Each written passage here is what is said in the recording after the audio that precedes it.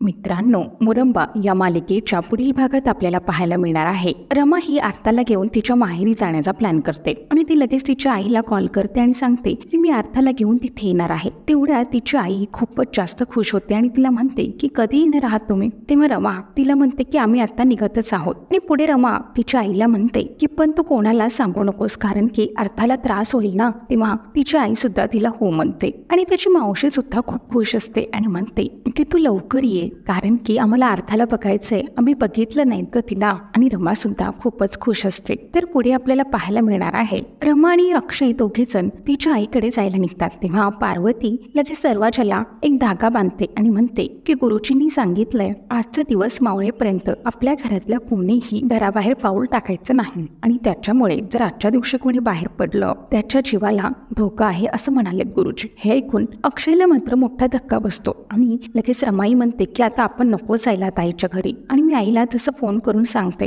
आम्ही नाही येत आहोत म्हणून. तेव्हा अक्षय तिला म्हणतो की एवढं काही घाबरू नकोस, आणि तो पार्वतीला म्हणतो की आजी मला असलं काही पटत नाही आणि हा काय प्रकार आहे, आणि खरंच गुरुजी म्हणालेत का की हे तुमचं प्लॅनिंग आहे, असं चाप अक्षय पार्वतीला विचारतो. तर मित्रांनो, आता येणाऱ्या भागांमध्ये खरंच हा प्लॅन अक्षय आणि पार्वती आणि शशिकांतचा असेल का? तुम्हाला काय वाटतं? कॉमेंट करून नक्की कळवा. आणि अशाच मालिकांच्या पुढील भागांच्या अपडेटसाठी आपल्या चॅनेलला सबस्क्राईब करा. धन्यवाद.